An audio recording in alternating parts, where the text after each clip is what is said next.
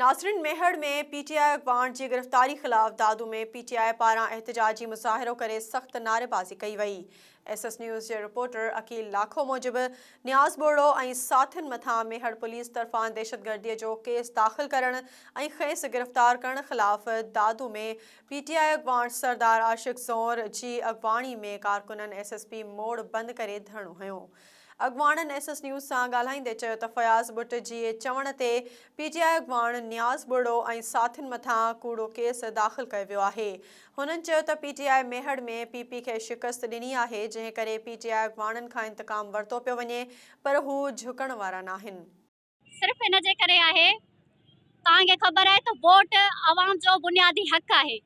ही रियासती इदारा हर तरह सां सिंधी अवाम के बेवकूफ़ कया आहिनि, उन्हनि ते ज़ुल्म कनि था, पर जॾहिं वोट जे ज़रिए अवाम के सुठे माण्हू के सिलेक्ट करे थो ऐं हुकूमतुनि मां गद्दार हुकूमत जान छॾाइण चाहे थो, त ही रियासती इदारा छा कनि था? राति जे कारे अंधारे में सिलेक्टेड माण्हूअ खे न्याज़ बुरड़ो असांजे पीटीआई जो मरकज़ी अगवान आहे, उनखे गिरफ़्तार करे ऐं जेको सो किडनैप कयो वियो आहे।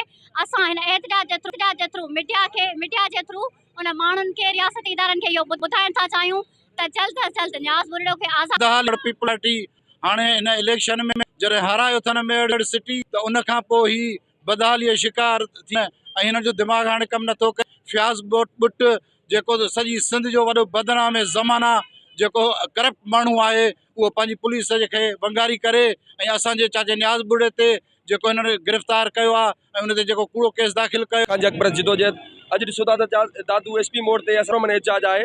पुरअमन असांजे ही जेको नायल इन जे ख़िलाफ़ आहे, पर असांजो पुरअमन एहतजाज जारी रहंदो जेसीं ताईं न्याज़ बुरड़ो साहब खे न छॾींदा, तेसीं ताईं असांजो एहतजाज जारी रहंदो। उनखे जेको आहे गिरफ़्तार कयो वियो आहे, इहा पीपल पार्टी जे नुमाइंदनि जी बदमाशी आहे।